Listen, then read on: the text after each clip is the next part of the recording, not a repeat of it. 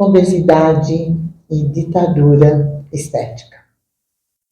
Dois temas complexos e interconectados que afetam a saúde e o bem-estar das pessoas. Obesidade é uma condição caracterizada pelo excesso de gordura corporal, que muitas vezes afetam a saúde da pessoa. Ela vem por fatores genéticos, ambientais, comportamentais, e aí vai. E a ditadura estética é a pressão social para que você tenha um corpo que a maioria das pessoas tem. Isso gera depressão, isso gera baixa estima, isso gera problemas muito sérios. Então vejam que hoje o nosso episódio está maravilhoso. Vamos lá?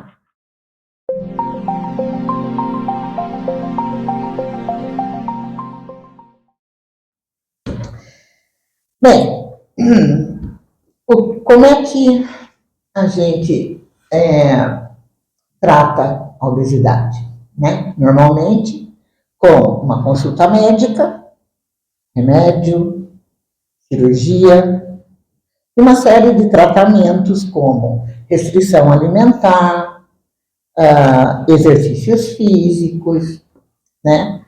É disso que normalmente a gente... nutrição. É para isso que somos orientados quando temos um problema como esse.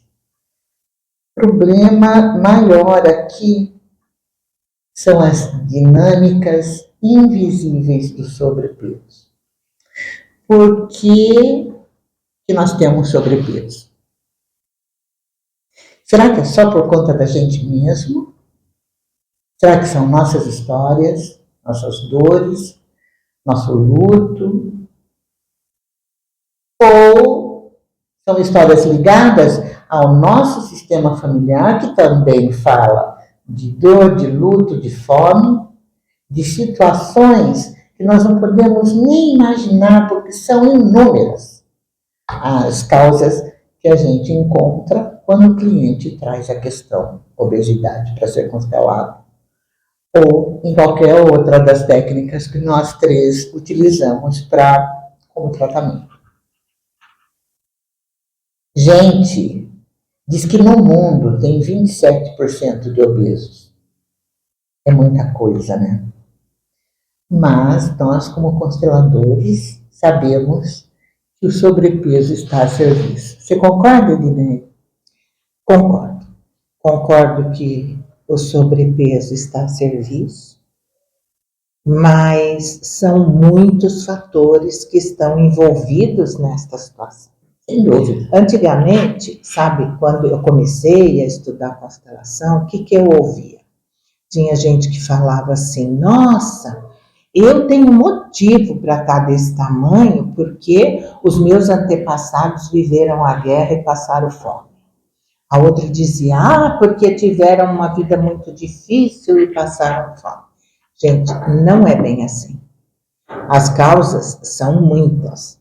Não que esta não seja uma causa, pode até ser, desde que o indivíduo esteja vinculado a este ser que passou por esta situação difícil. Mas vocês observam que quando a pessoa é jovem, ela para de comer açúcar uma semana, faz exercício, já começa a enxugar, né? E vai afinando. Com o passar do tempo, você observa, principalmente as mulheres, que o metabolismo cai, os problemas endócrinos só dificultam esse emagrecimento. Então, tem uma série de fatores. Mas os fatores que nós encontramos com mais facilidade, pelo menos com as pessoas que eu trabalho, voltadas para o nosso tema, não é? Que é dentro da sistêmica, é a falta. O que é que falta para que essa pessoa precise comer tanto? Isso quando a obesidade é proveniente de excesso de alimentação ou de uma alimentação inadequada, né? Que não é sinônimo. Tem gente, vocês já observaram isso? Tem gente que só come porcaria, gente, e não engorda. E tem gente que come tão pouco e engorda de respirar. E tem adulto que come como criança. Tem obesidade. Ali menino vai levar um tapa na mão. Porque a família, ela aprende com alimentação, né? Sim. Então, é muito bom aquela família que se reúne em todas as refeições, ou em uma refeição por dia, né? Que hoje em dia, com a modernidade, está tudo muito difícil, aceleração de tempo e tudo. Então, é exigir demais que se façam todas as refeições diárias. Uma família comum, hoje em dia, eles fazem uma refeição semanal, né? Juntos, né? Juntos. Mas aí, Biga, tem uma coisa também. Eu ouvi de um médico isso um dia, e ele disse isso para a esposa dele, porque eles estavam falando da alimentação de um dos filhos deles. E ele disse: a alimentação, a hora da refeição, também é um momento de educar. Sim, sem dúvida. Então, é um momento de você educar seu filho também, mas para isso você tem que dar o exemplo, né? Sim. De uma alimentação regrada, se alimentar devagar. Não é todo mundo que consegue, viu, gente? Porque eu não consegui, porque alimentar devagar, a pessoa comer devagar lá em casa é difícil. Mas muitos conseguem. Comer devagar, comer todo tipo de alimento, ter uma alimentação mais leve à noite, sabe? Essas coisas que todo mundo já sabe. Isso tudo faz parte de uma educação alimentar. Sem dúvida. Eu conheço adultos que não comem fruta. Eu não vou falar quem é, mas eu conheço. Eu conheço adultos que também não gostam de verdura. Então, eu também conheço, gente, mas tá tudo certo. A mãe dele fez de tudo, entendeu? Mas não conseguiu. Mas não teve jeito do adulto aprender. Então, mas houve a iniciativa. Então, quando o adulto sabe o que é certo e o que não é, né, gente? O que você acha? Eu estava vendo vocês falando sobre isso e eu estava pensando assim, com relação a hora de comer e a hora também de educar. Eu achei muito legal essa frase. E eu fico pensando o quanto as diferenças, as dificuldades, principalmente no campo da hierarquia, da ordem da hierarquia, podem resultar nisso. Nossa! Quando eu não como, ou melhor, para ir contra os meus pais, eu vou comer exatamente do jeito errado, do jeito que eu não quero, do jeito que eles não querem. Que você não deveria, né? Que eu não deveria, exatamente. Ou o contrário, Júnior. Também, falando de hierarquia, aquele filho que fica querendo cuidar do pai e da mãe e se sente responsável por direcionar a vida mesmo, daí ele fica pesado, ele come por dois, ele fica grande para poder levar aquele peso que não é dele. Claro, porque para a criança isso é um peso muito grande, sim, né? E ele acaba externando isso dentro das características que a obesidade acaba trazendo. Exatamente, mas olha, vocês podem ter certeza, todo obeso guarda uma dor. E nós, o que nós fazemos? Nós pegamos aquela dor, 1, 2, 3 e colocamos no nosso coração e tornamos um corpo grande o bastante para servir como defesa para essa dor. Então, nós temos casos muito, muito tristes que nós já constelamos, onde a mensagem da alma, aquilo que a gente lê no campo, no sistema daquele indivíduo, muitas vezes é chocante para todos, para o constelado e para quem facilita, gente, porque tem constelações que você fala, não é possível. Eu tive uma constelação, Bíblia, onde a condição da característica da obesidade era fruto de um abuso. Sim! Nossa, muito bem lembrado, Júnior. Porque ela, na verdade, sofreu com isso, então ela criava uma defesa corporal, que é do tipo, não quero ser desejada. Júnior, eu tenho uma amiga. Por quê? Estamos falando aqui de década de 80. Ainda não tinha estatuto de criança, não tinha nada disso, não tinham essas proteções maravilhosas, né, que hoje tem. E o psicólogo não podia denunciar. Não podia, antigamente não podia. Ela largou a profissão. Ela fez outra faculdade. Ela atendia um menino que sofria abuso do pai com a permissão da mãe. E ele era obeso. Então vejam que coisa mais triste, né? Nossa, Bíblia, muito sério. Muito sério. Ela não conseguia lidar com aquilo. Hoje em dia, graças a Deus, a primeira coisa que a psicóloga pode fazer é denunciar o médico, a enfermeira, o vizinho, né? Hoje nós temos essa potência, né? Mas antigamente não tínhamos, porque tinha o segredo da ética, não podia. Mas eu tenho um caso também muito interessante, que o avô da constelada casou-se. E não deu certo. Aí ele terminou com aquela mulher e começou com uma outra mulher. Quando essa primeira soube, na constelação a gente chama de maldição. Mas vai saber o que é tanto mais ou menos que isso. Ela lançou uma maldição na família. E uma maldição justamente nesta segunda mulher.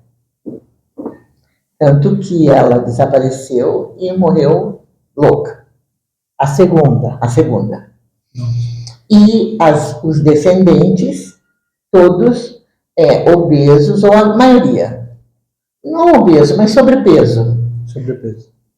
Para se proteger dessa maldição.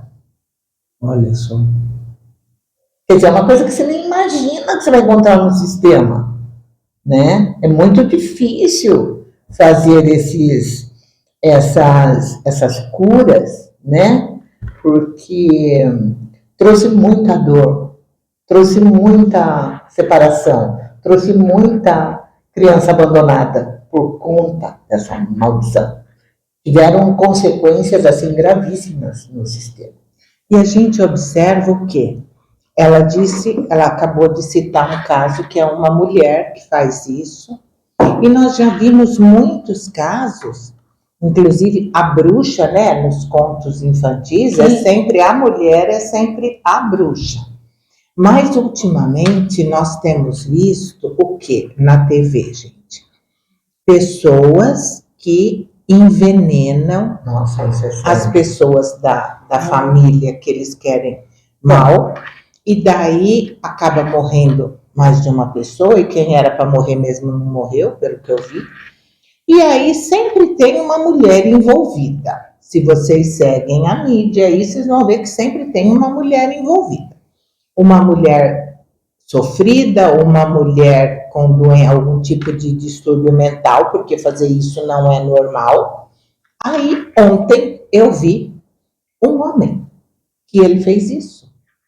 Ele envenenou uns bolinhos que parecia, sabe aquele bolinho caipira, que é feito, não sei se é batata ou mandioca, recheado? Esse bolinho foi feito com chumbinho, gente.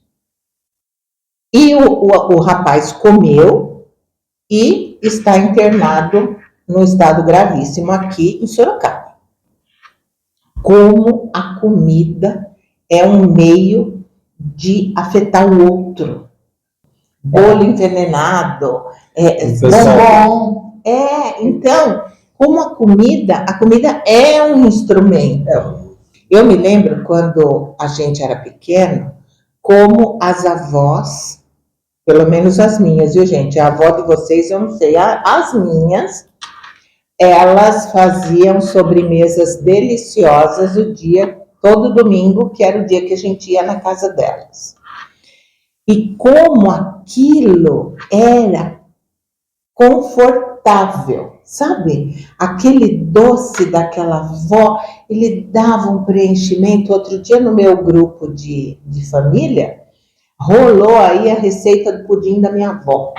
Porque era uma coisa assim que só quem comeu lembra. E a gente não consegue fazer igual, diga-se de passagem.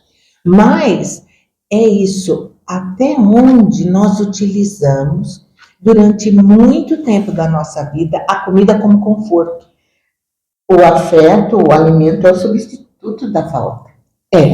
Então. Da falta de afeto. Quantas vezes uma criança está chorando, irritada, frustrada, e a pessoa fala, ai, não chora não, vem aqui que eu vou te dar um docinho. Né? Então, isso cria o quê? Uma situação de que o docinho, ele entra como substituto das suas frustrações, das suas dificuldades. Eu já te contei, né? Que minha madrinha fazia chupeta de goiabada e punha no filó para mim. Ficava segurando até eu dormir. Ai, meu Deus do céu. Como é que é? Eu era bebê, recém-nascida, e não conseguia chupar chupeta, dava ânsia. Aí minha madrinha Abigail, eu tenho o mesmo nome dela, pegava um filózinho, sabe filó? Aquele tule, igual tule. Só que o filó é de algodão, né? Sim. O filózinho, colocava um quadradinho de goiabada assim, torcia. Fazia uma trouxinha. E punha na minha boca para eu chupar até eu dormir. Entendeu agora? Agora não pode comer doce, até a criança ter 2 anos não pode dar doce. Você acha? Mas a minha avó pegava a nossa chupeta, tchutchava no açúcar e não tinha criança que continuasse chorando, acabasse o açúcar, o mel e tudo. Pois é, mas é essa questão, né? A nutrição emocional, né? Como é a nossa fome? Ela é fisiológica ou ela é emocional? Então, neste caso, é emocional. Neste caso, é. Eu fico pensando também, Biga, nos casos onde a obesidade é um caminho lento para a morte. Sim. Quando eu, na verdade, começo a desenvolver... Daí a gente já está falando da mórbida, né? Exatamente, que é inconsciente, a gente sabe, Uhum. né? Mas ela está fazendo um caminho lento para a morte. Quer dizer, eu não vou me suicidar, mas eu estou me suicidando pouco a pouco. Pouco a pouco, olhando para esse caminho. Sem dúvida, sem dúvida. E aí você vai procurar no sistema pessoas que tiveram doenças, né? Onde a morte foi lenta. Foi lenta, exatamente. Seja por uma depressão. Às vezes, as pessoas entram em depressão e simplesmente param de comer. Sim. E aí, nesse vínculo, a pessoa que vem depois, ela pode até comer demais para fazer o caminho inverso, mas no mesmo sentido da morte, de ser levado para a morte. Na verdade, eu compenso o que o outro teve de falta, mas eu continuo indo para o mesmo caminho, né? Uhum. Eu só faço de uma forma diferente. Né? Vocês têm obesidade mórbida no sistema familiar de vocês? Não, mórbida não. Mórbida não. Eu tive obeso mórbido. Quando nós nos separamos, o peso máximo dele tinha atingido 130. E era jovem, né? Nós nos separamos na faixa dos 30 anos. Casamos muito cedo. Mas ele morreu, acho que com 290 quilos, com 49 anos. Separou de mim, teve mais 2 filhos, E um dos filhos também tem a obesidade mórbida, mas graças a Deus, há pouco tempo atrás, ele fez a bariátrica e já perdeu muito. O gen vem da minha sogra. Ela também tinha uma sobrinha, eram os dois membros da família Tom, que é da linhagem da minha sogra. E daí, para nós, eu tenho uma neta, que também tem, mas se trata, se cuida, graças a Deus, né? Então, e faz acompanhamento, minha neta também. Inclusive, minha neta faz acompanhamento já há muitos anos com psicólogo especialista em obesidade. Não sabia nem que tinha antes dela passar. Isso me lembrou um caso que a gente conhece, onde a pessoa também começou a engordar, engordar, engordar. Daí, quando fez a bariátrica, emagreceu, e quando emagreceu, saiu do armário. Ah, que bom! Conseguiu. Exatamente, mas veja, ele provavelmente usava essa defesa com algo que ele não conseguia trabalhar, expressar para fora. Então ele se escondia atrás disso. Aí quando ele fez a bariátrica, tirou a cortina. Que lindo! Muito bom, muito bom. E tem muita gente que a gente conhece que faz a bariátrica, emagrece, fica lindo, maravilhoso para o resto da vida.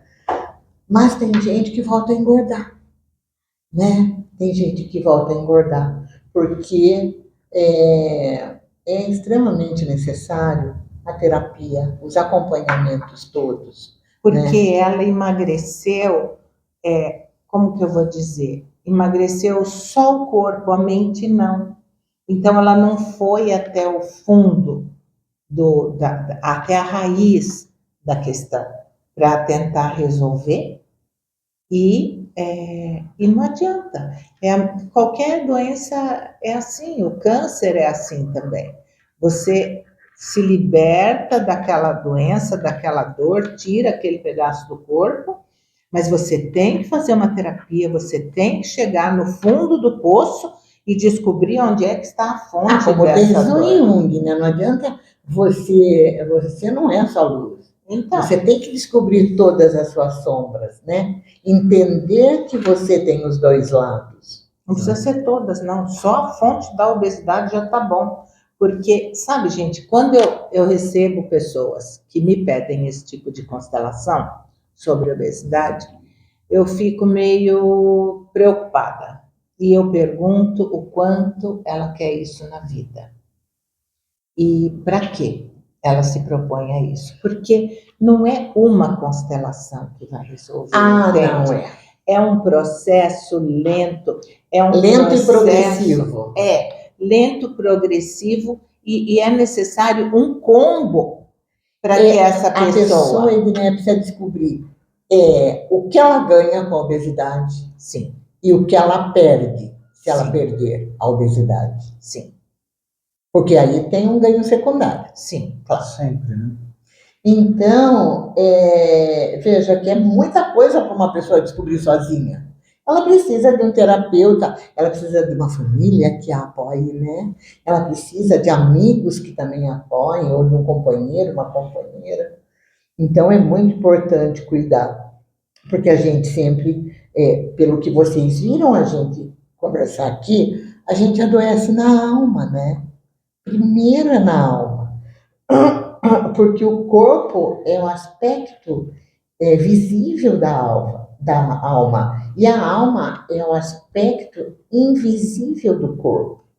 Então a gente precisa juntar essas duas questões e tentar resolver, né? Tudo que... Olha, gente, eu tenho sobrepeso e eu tenho dificuldade para perder. E a gente tratando de tanta gente, né? Lógico que tem muitas constelações que a gente é tratado também, né? Acho que a maioria. Acho que a gente é constelador justamente porque a gente tem muito para tratar. Então, eu analiso, né? A minha mente analítica, eu fico analisando. Quando que começou essa história? Essa história começou quando os meus pais adquiriram doenças que estabelecia a finitude deles. Foi aí. Aí luta, luta, emagrece, volta naquele corpo que tinha e volta. Aí casei com o Gui. Fiquei 14 anos escutando, de manhã e de tarde e de noite. Eu adoro gordinha. Ai, Gui, que falta você faz. Eu não suporto mulher magra. Oh, meu Deus, como está bonita! E eu acreditei. Não, isso é super sério, gente. Não, a gente tem esse problema, sim. Nós temos o nosso sistema que também, tadinho, é muito doentinho, né? E a gente está aí tentando, né? Mas o que importa e o que a gente precisa olhar é que a alma está sujeita a vínculos afetivos invisíveis aos nossos olhos, mas fiéis ao nosso coração. Falando em fiéis ao coração, o que a gente observa? Eu sou comerciante, né? E depois que acabou a pandemia, se é que ela acabou, mas, sabe, depois que passou o susto e aquele período, as pessoas reclamando muito que engordaram muito na pandemia. Aí você vai falar, de um modo geral, tanto homens como mulheres. É verdade. E daí você vai falar, mas as academias fecharam, não podia sair na rua, as pessoas ficavam em casa só comendo, não sei o quê.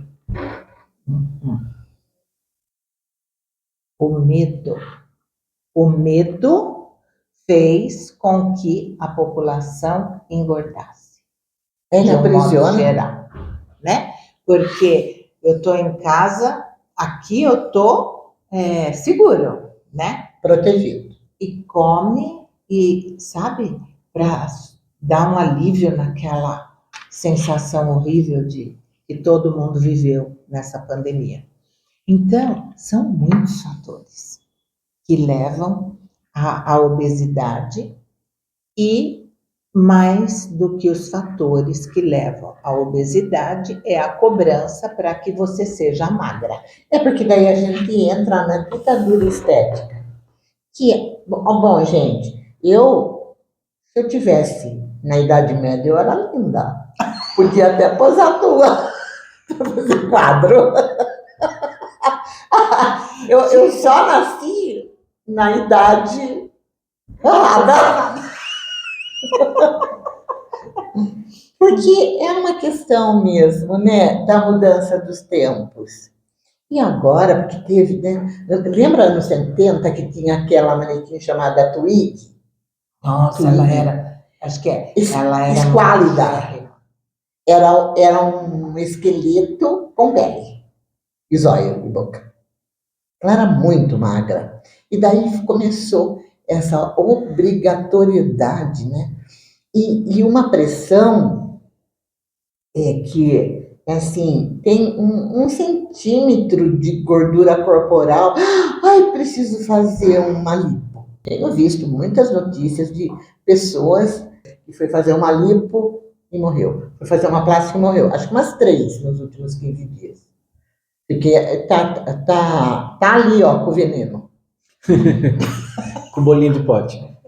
Então, gente, essa ditadura é uma coisa horrorosa. Então, porque a falta de aceitação. E ela leva essa pessoa insatisfeita, a fazer um procedimento tão invasivo e tão perigoso em qualquer lugar.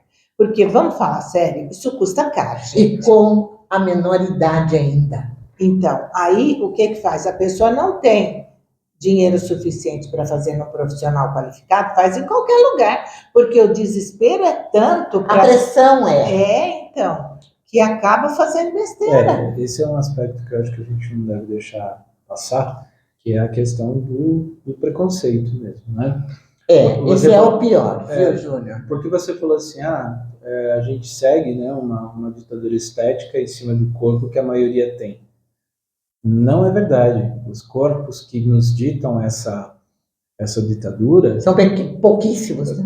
essa estética, ela é para poucos. Pouquíssimos. A Você grande tem toda a maioria- razão. A grande maioria não tem esse padrão que eles nos determinam. Você tem toda a razão. Né? Então, veja só a força da carência de pertencer. Uhum. Esse nem é o modelo, mas disseram pra gente que se a gente tem que ser aquele modelo para pertencer.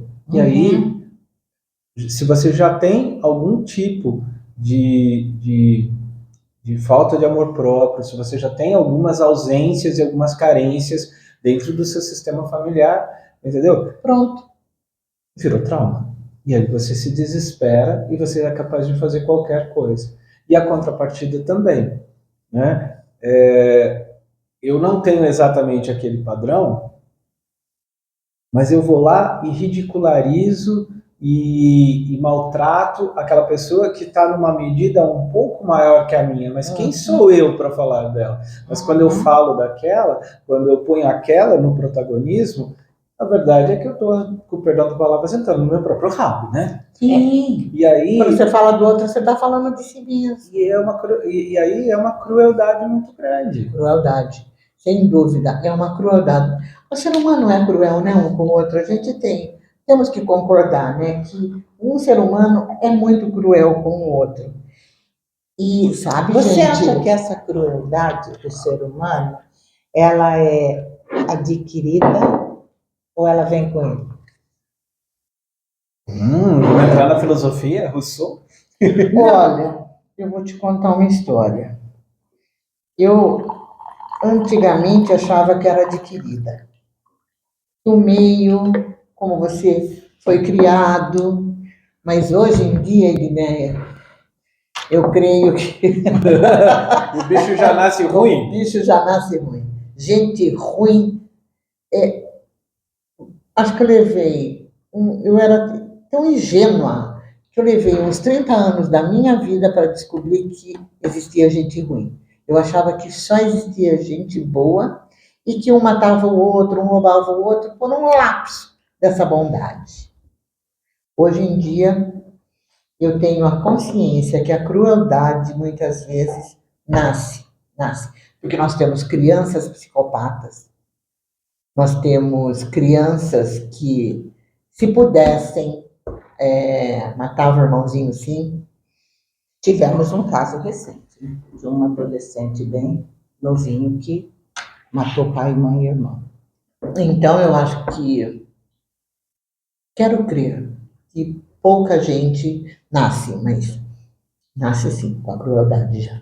Eu acho que isso vem com aquele que a gente chama de script sistêmico, né? Porque todos os nossos sistemas tiveram algozes. Sim, E vai ter alguns que vão nascer E vai ter. identificados com esses algozes. Sim, sem dúvida. Então eles vêm para exercer esse papel. Então, Júnior, mas como você falou, e eu acho que também é importante a gente colocar aqui, nós falamos desse preconceito na ditadura estética, né? Se não é magro, não faz parte da turma, né? E também nós temos o preconceito, nós temos a gordofobia. Exato, era disso que eu falava. Eu sei de histórias, eu nunca vi. Deixa eu ver, acho que uma vez eu senti uma pessoa com um olhar um pouco de nojo para mim, porque eu tinha sobrepeso. Senti na pele isso. Mas eu vi uma viagem que eu fiz de avião, a pessoa não quis sentar do lado de um gordo. Fez escândalo mesmo. Não, Então, eu estava ali, né? Eu senti muito, mas a companhia deu um jeito. E, tá vendo? É assim que a coisa vai. É exatamente assim que as coisas ficam como estão. A companhia deu um jeito, né? A companhia deu um jeito para tirar aquela pessoa daquela situação tão vexatória, ok? Ok. Mas isso ficou por isso mesmo. o outro que realmente deveria ser o alvo de uma punição. De uma Não punição. foi. Não foi. Nas escolas é assim, Exato. né? Nos adolescentes é assim. Quantas... Gente, tem suicídio por causa disso. Sim. Tem gente que chega ao suicídio porque foi muito ridicularizado pelos que se dizem amigos. Sim, hostilizado, né? Porque a gordofobia nada mais é do que você colocar o indivíduo que tem sobrepeso, não vou nem falar em obesidade, né? O indivíduo que já tem sobrepeso, o negócio é absurdo. E você coloca ele numa condição de pária, né? Sim. Tudo, né? Porque eu sempre falo, a pessoa às vezes me pergunta assim, eu não sei como falar, como é que eu chamo você, né? Eu chamo de viado, chama de bicha, chama de gay, você chama do que você quiser, né? Eu falei assim, não é a palavra, é o contexto que você dá a ela. Sim, Né? sim. Então, assim, eu até posso chamar uma pessoa. Nós temos uma manequim que chama fofinha, certo? Eu tenho. E isso e não é vexatório. Ela ganhou esse nominho. Não, Júnior, você, a gente tem uma diferença grande de idade, mas você lembra, no bairro tinha o magrinho, o gordinho, o ponto de preto, referência, o japa, o alemão, Sim. né? Careca, o loiro. Daí ia fazer um time de futebol.